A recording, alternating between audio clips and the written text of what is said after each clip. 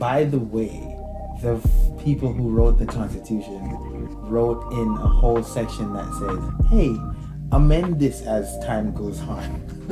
That's another thing that I want to touch on. Hey, as time goes on, you might want to change this shit. And then like originalists are just like, no! Yeah. It's literally in the document that says, change this shit as you see fit. Yes. I like to tell this story as a way to describe why the founding fathers did what they did. Mm-hmm. When we were in college, do you remember Dr. Gitter, one of the econ professors? No, I don't. Okay. I didn't do econ in college. I thought maybe you might have taken a course. I did entrepreneurship. Okay. So Dr. Gitter, first day of class, a lot of us were freshmen in college, so we would still be bound by the things that we learned in high school. Some of those rules, like don't ever write in your book. I love my professors were just like, what? It's your book. This was something like we were in high school.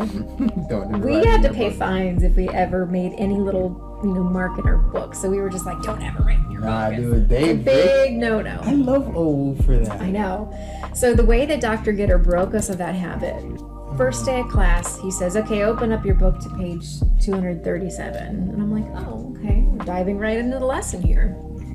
He goes, take a pen. Like a big ass X. Yes. This page is shit. Yes. He forced us to take a pen and write in our books so that we would know it's okay to write in our books. Mm-hmm. The only way to get us to do it, to break that habit, was to physically do it. Yeah. So I equate that to the founding fathers. Yep.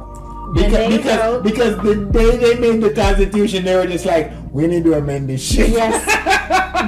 They probably knew. These guys were smart enough to know. They were pretty smart. And they were young too. They were like 30. Well, except for Benjamin Franklin. He was in his 80s at that time. Yeah. So they were smart enough to know that there would be some lunatics out there who would be like, they're gods. They created this document and we can't change it. So they wanted it to be amended. They wanted it to be a living document. So the way that they could ensure that people would know it's okay to amend it was for them to amend it themselves 10 times immediately. Like the same day, they were just like, hey, we made this thing, but. It's awesome. We're going to amend it so that we can tell you it's okay to amend it.